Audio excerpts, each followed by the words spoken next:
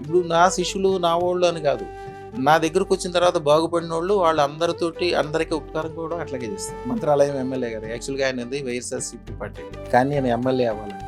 ఎట్లా అవుతారు? లేదు కదా అక్కడ. అయినా సరే ఆయనకి ఏం చేయాలో చేసాము. మన దగ్గరకు వచ్చిన తర్వాత వసీకరణ మంత్రం పంపిస్తాము అదృష్టం పెట్టుకున్నాక.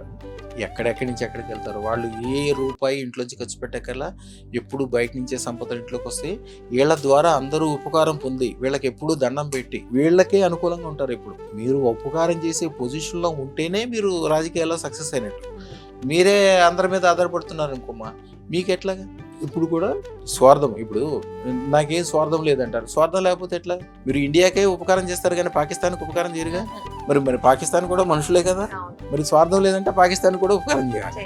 పాకిస్తాన్ పేరు చెప్తేనే మండిపడతారు మీరు. అంటే స్వార్థం ఉంటుంది. స్వార్థాన్ని కింద నుంచి కూడా ఫస్ట్ మీ దేవుడు ఇచ్చిన మీ కుటుంబాన్ని బాగు చేయాలి, మీ పిల్లల్ని చదివించాలి, 10 మందికి మీ భార్యకి కంఫర్ట్ జోన్లో మంచిగా ఉంచాలి.